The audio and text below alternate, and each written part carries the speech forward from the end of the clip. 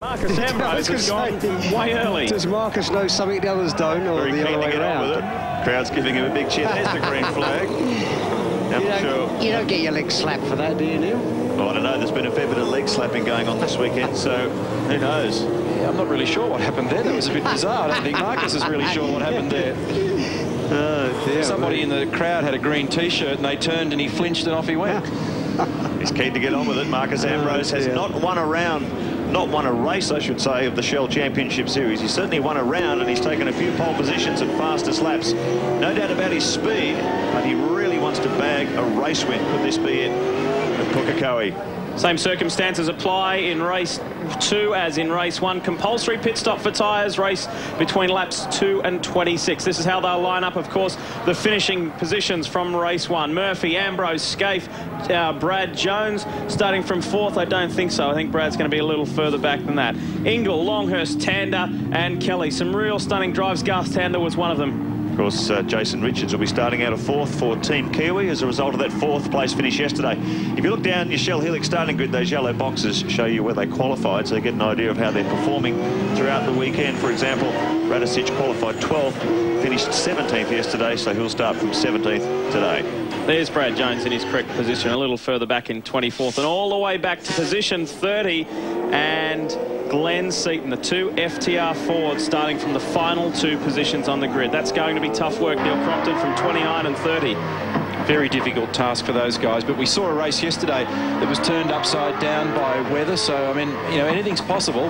Russell Ingle, we're on board with him. We've got the race covered from various angles as usual, and this is going to be a beauty. Actually, a number of people got into the high 57s in the first event, and one of them that I thought actually did a great job, although it was very quiet as we now look forward from the Marcus Ambrose Percheck Falcon, who jump-started on the warm-up. I think there's a penalty involved in that. On board now with race 1 winner Greg Murphy. Some controversy surrounding that, but it was resolved in favour of the Kiwi, and you can imagine that the crowd around Pukekohe absolutely enjoying that. But one of the guys I was going to mention was Garth Tander, who quietly achieved in that first race, got into the high 57s, had a quick car, had a shocking qualifying and pretty ordinary practice, but really benefited when it counted. And as we mentioned, his teammate too, both Valvoline cars, Jason Barguana, came from 21st to 10th, so they're gradually getting it all together. It's going to be interesting to see Jason Richards starting from the second row of the grid, you know, because he had a fantastic drive yesterday, and I would imagine he'd be really keen to have a good go today. It's the biggest moment in his career, isn't it? Starting in front of his home crowd alongside the back-to-back champion Mark Scaife. What a moment for the young Kiwi.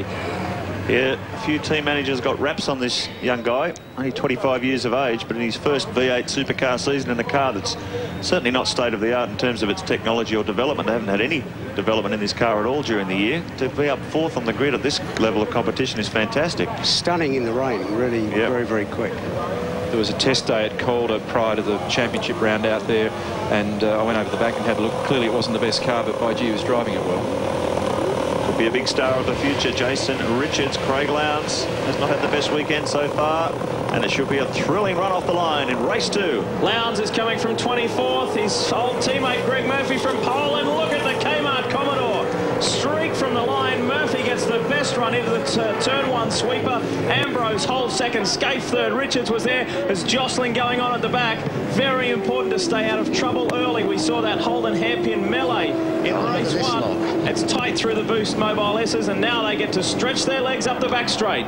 Nightmare at the back of the pack when you just get through turns 2, 3, 4 there. They were almost stopped. Some of them were locking up. John Faulkner had a bit of a moment going through turn 1, but just as it was with race 1, Murphy bolting and really getting on with it on cold tyres. Hard under brakes into the Holden hairpin. You can see Marcus Ambrose moving over to cover the line on the inside for Mark Scaife.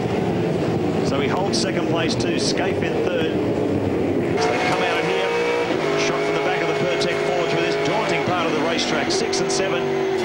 180 kilometres an hour. Cars on the absolute limit as they come out toward the white line. First lap across the line. Look at Murphy stretching it on the following cars. He's really on fire at Pukekohe this weekend. Well, they've learned from yesterday, haven't they? A good first clean lap. Yeah, well, that's nice. And looking back from the Pertec car, the bump, the big bump in the left-hander before the start finish doesn't look anywhere near as bad when you look back. I suppose always bad when you're sitting there, of course. On board with Russell Ingall, Mark Scaife up ahead. Scaife had a look at Marcus Ambrose coming up into the Holden hairpin on lap 1. You ride with Russell Ingall. He's ready to make a move. Scaife's got the defensive inside line. This is your race leader, Greg Murphy. Yeah, it's... The track conditions changed a little too for this second race. In the earlier warm-up, a lot of people were making adjustments on the car. We were listening on the radio earlier, and people were not settled and happy with what they had yesterday. And one of the issues after the first race, which was obviously water interrupted, was that you know, you still got to work very hard to keep a left rear tyre working on the car. Simon Wills was getting very close to the back of someone on turn 7 there, really having a real scrap. One of the Valvoline cars, and we're watching Russell Ingall and Mark Scaife. Russell Ingall, the championship has gone. He can no longer win it in 2001, and he's really starting to turn up the heat on Mark Scaife now. Top 4 are starting to bunch up. Murphy still has the advantage, though. Murphy, Ambrose, Mark Scaife and Russell Ingall. That's your leading quartet. Opening up a bit of a gap now for Jason Richards, Todd Kelly, Garth Tander, Tony Longhurst and Stephen Johnson. 7-7 for Murphy. Fastest lap of the race so far, and 1/10 quicker than he ran yesterday. Scaife's eased out fractionally from Russell, and he's now beginning to attack Marcus, who's really the lone Ford at the top of the shop. Pretty confident he can win this. The team are making some spring changes to the back of the car, and he's coming in very early. Well, they're in the side, that window. So too is race leader Greg Murphy. And Ambrose doing what he did yesterday, mirroring what the leader is doing. So Scaife will continue in the race lead with Ingall right behind, and these two creeping along at 40 k's, remember. Drive through, wheels pit. Drive through, wheels pit. Drive through Paul Wheels pit, they're saying, to get a straighter entry to line the car up. Just down here with Greg Murphy's team. We'll see how they go on the time here. Fresh rubber going on. 7 seconds gone now. Murphy on the deck, just over 9.5 seconds. Wow. That's a good one. They're very slick, aren't they? Shell Ford's come in. Ambrose is still in there, so... And remember, out quicker. The big question here is whether he can get back out without dropping a lap. It's very, very marginal here. It's 40 seconds from control line to control line at 40 kilometres an hour, plus deceleration, acceleration, and the pit stop. We're just looking out of the front of Greg Murphy's car. He's going to get out in front, so he hasn't gone down a lap. Ambrose has got out as well. And it was Stephen Johnson who went in also in the Shell Helix Ford. Whilst Ambrose was the top place Ford, Johnson was further back in 10th. He has completed his pit stop as well. Mark Scaife is now your race leader with Russell Ingall breathing down his neck. Todd Kelly should still be in 3rd. They were very efficient stops. Both those teams did a great job then. They really got their guys out. Virtually no difference. And they were well inside any possible threat from Scaife, who was coming around, as we have a look at Todd Kelly. I was going to say he should have been in 3rd place, but he's come in for the pits as well. It's interesting. Oh, Bernard. Here. Oh, dear me. Hasn't been a happy weekend for the Haviland Ford, and David Bernard has stopped. Where's that? It's coming in. Coming into the pit lane. And he's just short. No point driving it on the starter motor, is there? Can you just push me or what from the pit bay, from the first pit bay?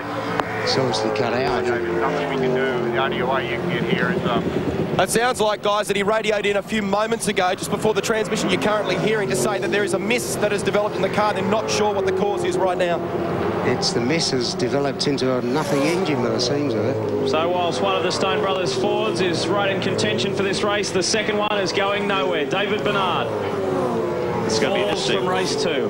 Here's your race leader, Mark Scaife. Now, I'm wondering, with the pressure of the championship off, if Mark Scaife and the Holden Racing team are now going to try a different strategy. They've been pretty much boxed in this year because they've been in championship contention. They couldn't really roll the dice and take a few gambles on pit strategy. I'm just wondering now, with the weight of the championship off his shoulders, whether they'll try and maybe get the most out of 2 sets of tyres. start the engines, one after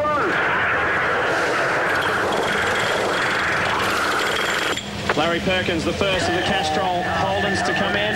Oh, what's going on? Oh, the bonnet's come undone. Yeah, no, he's got damage on the front left front corner. left, yeah. So they're just race taping that back.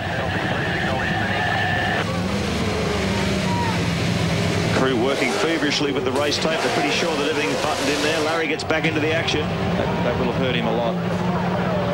Yeah, just looking at the strategy being played in here by Scaife, Neil. I mean, in an ideal world, you try and maximise your tyre sets, try and get, say, 15 laps out of each one. And I just wonder if he's going to try and run the gauntlet of the safety car and try and do that. Well, the useful thing about today is they've now got some data as we look here at Richards and Forbes, and you've got Tander on the outside, Wheel in behind. that may be a strategy that he employs, and they'll have taken very careful note of yesterday's wear rates, but remember also that it was water interrupted. And you don't want a safety car or you're going to end up looking pretty shabby. That's helped Jason Richards a bit because Tander was right up behind him and Forbes isn't getting out of the way for Tander. So on board with Radicic. Radicic wears. Looks like a dustbin, doesn't it? Sixth place for the Shell Ford. They've been doing a lot of work overnight to try and get these cars working better over the bumps, but they've been very unhappy all weekend. Just by the way, you could hear Larry when he was leaving the pits there before. He obviously clearly unhappy about the fact that the guys took time to tape up whatever the damage was, but obviously when you're outside the car you can assess what it may be. Morris has got a problem with the left rear on this thing. It's just having a huge smoke at the final corner. Russell Ingall is in. So was second. Mark Scaife still leads this race. 5 seconds gone in this stop already. Fresh colours going on for Russell Ingall. Let's see how they go. 11 seconds for the enforcer. This is interesting stuff. We're going to have to watch Mark Scaife's lap times now and see if he's going to get an advantage out of staying out there. 57.7. Limiter up. Lap 3 or up to lap 7. We'll just check his lap times now. Yeah, Garth Tander in for a pit stop. Hasn't this team been really struggling here this weekend after such a promising, fast-paced run recently? But this team needs to do a lot of work to get the suspension back on track. You heard him say turn the limiter off. That's so they can get out of it because when they come in, they turn the limiter on, and they were making them try and make the exit with the limiter on. Yeah, and it was very difficult. The cars were sneezing and they weren't accepting a high throttle percentage. So now you can switch it off as David Bedard wanders back to the Stone Brothers pit. And switch it off to launch the car, but you've got to activate it at sufficient time because it's very easy to go beyond 40 k's in these cars. The revised order is Scaife, Richards, Bargwanna, Tratt and Jones. The second Shell Helix Ford is in the pit lane now. Steve Johnson has already made his stop. This is Paul Radicic.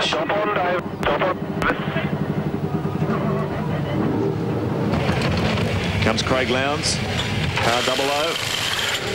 Held him out there for a while as well. 8 laps completed. Into 9 now of the 36 lap up. Scaife just at a 58. Neat. He's still leading this one. He's going to be trying to maximise his track position here. Try and get as much gap as he can over his pursuers before he comes in for that tyre change. That was a fairly impressive stop too from the Gibson Motorsport team. That was very nice stuff. I think he's done the fastest lap of the race so far. A 7.6 for Craig Lowndes, but still very deeply buried in the pack. Scaife's just on a 58.4, and the critical thing here will be to see how fast Murphy and Ambrose are going, because they're the first of the cars to make their pit stops. They're back in 7th on the track, but effectively the race leaders if Scaife gets overlapped here. Garth Tander and Paul Radicic side by side of the Cougar back straight. But it is Scaife who currently leads the way. Tander is back in 16th position after his stop. Bargwanna yet to pit. The Shell Helix race score gives you that revised order. Bargwanna third. Tratt Jones is up into the top 5. And Murphy and Marcus Ambrose, those first two to make their stops, 7th and 8th at the moment. Wills in the Cat Ford in 10 behind Russell Ingall. More on your home of motorsport after this. Welcome back. Mark Scaife is right on the back of Stephen Johnson. Powering on lap 11 of 36, and Scaife, the back-to-back champion, is yet to pit. Yeah, this is a bit of a gamble by the Holden Racing team. He's clearly trying to maximise his tyre life by getting out in the front here, clear bit of track, and trying to open a gap over Murphy. But just look at the lap times. Last time around is certainly not working for him. So Scaife really needs some very quick laps here if it's going to pay off. Here he comes now. So he's obviously had discussion with his team. Watch your throttle. The speed that he wanted wasn't there. So now he's coming in to go into his second set.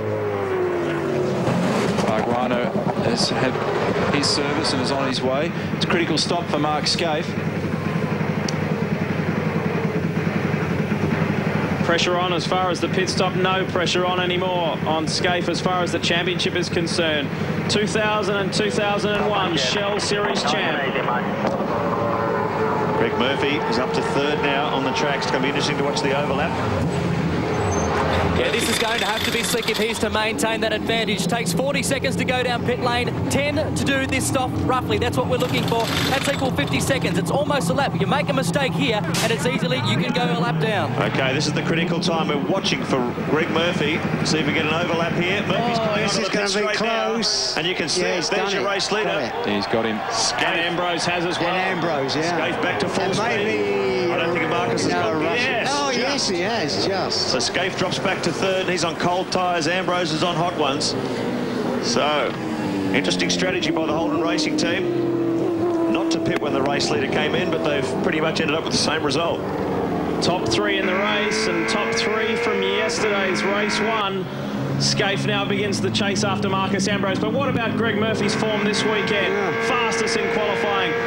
Pole position, race 1 victory, and now leads well in race 2. This could still pay off handsomely for Mark Scaife, though, because he's got fresher tyres than the 2 cars in front of him. And come the end of this race, that could be the difference between victory and defeat. Well, there was plenty of claps and cheers down here at Stone Brothers Racing when Marcus Ambrose held that position as they came down the front straight there at the end of Mark Scaife's pit stop. Unfortunately for you, David Bernard, that's tinged with a bit of sadness. What's happened? Looks like we've done a fairly inexpensive part on the car, a crank trigger sensor which distributes the spark, and without that you got no spark. So it's one of those things. It's been that sort of a year. We've had some good pace here this weekend, and in the warm-up we adjusted the car and really got it to where I wanted it. Quite quick on a full tank of fuel, and was looking forward to a good race, and it started well, and all of a sudden pop and bang and missed and didn't quite get into the pit lane. So that's it for us. Hope you get the spark back for race 3. Try to. Traffic's now coming into play. Simon Wills is in between Greg Murphy and Marcus Ambrose. And look at Mark Scaife starting to zero in on the back of Marcus Ambrose now. Oh. And Mark's tyres will be optimised at the moment, and he looks up the inside. Dirty road here, though, so it's very difficult. Oh, dear me. That was a little tap there. Marcus Ambrose clearly looking at his mirrors. The conservative line into Holden hairpin. Mark Scaife's got the lights on. Maximum intimidation from the Shell champion. And that's probably about the only spot where Mark's going to be able to have a clean shot at him as well. It'll be very difficult to pull off a passing move anywhere else. And he's got to, if he can do it, he's got to do it while these tyres are relatively cool and young and just coming up to optimum pressure. And remember, at the point that Mark made, they are younger than the tyres on the 2 cars in front. John Faulkner leads the race on the Shell Helix race score, but has not pitted as yet. And the blue box, just reminding you on your updated positions at the bottom of the screen, the blue box indicates that they have done that compulsory pit stop. But this is the battle we're watching, Ambrose versus Scaife. Let's just take a look at how quick and how sparse these pit stops are now being done these days. Initially, a 13 was a good time. Now it seems Greg Murphy can't do anything wrong. A 9.4 second pit stop. Ambrose with a 9.5. Scaife, not so flash, with 11.5. Oh, look at this. Look at that. That was a good move. He's got good drive out of that corner. They're almost side by side. Scaife has to back off a fraction as Ambrose got good track position on the inside. The reason Mark's trying to do that is if he can pull it off by getting round the outside of him, he then has track position for turn 6, but it's a very risky move unless the other guy gives you some degree of cooperation. That's unlikely at the moment. Bit of a case here of the master and the apprentice, but Marcus Ambrose is holding his end up, that's for sure, in the Pertec Ford. Top place Ford in second in the race at the moment, and Scaife really applying the blowtorch. Heard a big squeal there of brakes. Whether someone's gone off or not, doesn't look like it. Look who's lurking around behind Simon Wills' Lee. Russell Ingall starting to come back into the battle as well. He's made his compulsory tyre stop, so he might climb onto the back of the Holden Racing Team Commodore. Look at this, big attack down the inside, 265 kilometres an hour. He's got the nose of the Commodore there. Ambrose opens the door wide up and allows Scaife an easy entry through under brakes into the Holden hairpin. Stop go for Todd Kelly. Looked a bit easy there. Why would he have opened the door that wide? Notice that Morris is off to the left there. Often you know when you're demonstrably slower, and often it's better to yield and hold a good solid position than to hang on and end up getting shoved into the paddock, and there's always that risk in this racing. And you know, Mark's got huge pace at the moment, and Marcus is a bright racer, he knows that. Last lap around, Ambrose did a 58.9, Scaife a 58.1, so it just goes to show when he got in front of the Pertec Ford how much time he picked up. Expect him to pump it out now and start to close in on the leader. An unscheduled stop here at Pukekohe can absolutely kill you. Have a look at this tyre and that gigantic flat spot. This is off Stephen Richards' FTR Falcon. He came in to change the front right just moments ago and is now back out on track. Another impressive run in race 2 from Tony Longhurst, is currently 6th outright. Started the race in the top 10, started 6th and has maintained that position. When you think, Neil, if Scafie's tyres are like 8 laps younger at the end of the race, the last sort of 5 or 6 laps of the race, that's going to make a big difference. Yeah, I think his strategy's actually been the one that is pretty smart. Oh, look see, Mark has got a lot of oversteer. Left rear tyre on that car is not too comfortable at the moment. It's very, very hard on the left rear tyre around here. And because race 1 didn't run its full distance in dry conditions, if anything, some of the data readings on tyre wear and the car behaviour on the tyres are a little bit polluted. The other reason that Marcus is probably likely to have yielded, he knows that he was a little weaker, is that you can't run the other guy all over the paddock this early in the race. We've only completed 16 laps, and the Clark, of course, takes a pretty dim view when you start to run people around the paddock early in the event. It's going to be an interesting battle between the two TWR Australia Commodore teams, Kmart Racing and Holden Racing Team, both operating out of the same industrial park in Melbourne. And the two cars borrow a lot of hardware and technology, share a lot of technology. And these two really have been the class act at Pukekohe this weekend. Look at Scaife trying to close the gap. He did a 58.2 for Murphy last time, a 57.9 for Scaife, so he's continuing to attack. 1.1 seconds was the gap last time. It's down to 0.6. So Scaife continuing to close the gap. Well, look at the champion. Hard at work here at the wheel of car 1. Todd Kelly continues his way around the circuit. He's yet to come in for that stop-go penalty. I can tell you it's for a pit lane infringement. Now, from memory, when he was exiting pit lane after his stop, both Mark Larkham and Jason Barguano were filing in. It was awfully close, and people got squeezed for room. I think that's what has developed there. We're at the halfway mark of race 2, round 12 of the Shell Championship Series, and Scaife is just zeroing in on the back of Greg Murphy. This will be an intriguing battle in several laps' time because Mark is really reeling him in. Radicic has driven a very good race as well, from 17th to 10th. Your Shell Helix race score shows you those top 8. Garth Tander staying in the position he finished yesterday. And Glenn Seaton, look at that, from 30th all the way up to 16th. More after this. Shell Championship Series from Frenchman in pit lane, and that has hurt his chances in race 2. He was well placed nicely inside the top 10. Yeah, he was kept waiting quite a long time. It wasn't just like a quick instant. He locked up his brakes coming up toward the line. The official there just wanted to make sure that he was well and truly stopped. Didn't get the instant lollipop. So the order: Murphy, Scaife, Ambrose still in 3rd, Russell Engel in 4th, Tony Longhurst an excellent 5th in the Rod Nash Commodore, Stephen Johnson in 6th, Garth Tander in 7th. And as you can see, Scaife has just monstered that lead of Greg Murphy. So this strategy has paid off so far. Fresher rubber could be making the difference here. The officials have slapped the wrist of Jason Richards, Team Kiwi driver as well, curb hopping. He's had a stop-go penalty as well. Down toward Holden hairpin, 265 kilometres an hour. Two TWR Australia Commodores locked in battle as they come up towards some traffic.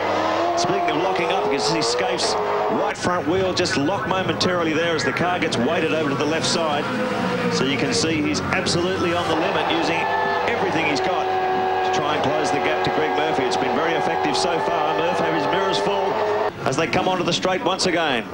Well, the other battle to watch too is further back between Ambrose and Engel. Engel is fighting for a podium spot. From half a second down to 0.3 of a second, there's nothing in it. Greg Murphy knows he has a race on his hands now, and Scaife, despite the fact that he's won the championship, still wants to keep winning races. Scaife's done a 58.3, Murphy a 58.5, so the champions found 2/10 on him there. And the last time through, Murphy was very ragged on the exit of turn 7, coming back onto the front straight. So he's left. And Greg wants radio silence. He's concentrating. He doesn't want the information. He knows the scenario at the moment, so it's just get out of my ears, guys. Still got a long way to go too. 21 of 36 has a long way to go at this maximum pressure driving amongst these leaders. Murphy, Scaife, Ambrose has been left 3 seconds now behind these two battling Commodores. Neil, when you're really at it, like as Murphy's, with someone bashing in your ears all the time, it's at the wrong time. It's yeah, well, you do exactly what Greg just said. Yeah. get off. You can hear the New Zealand crowd cheering on Greg Murphy. He is so popular around this place, the hometown boy from Hastings on Hawke's Bay. Well, he's got a fantastic following in Australia as well, the Murph. Yeah, really. Tremendous character. One of the stars of V8 Supercar racing, no doubt about it, as is this man, Russell Ingall, who's back in 4th place, trying to close the gap to Marcus Ambrose.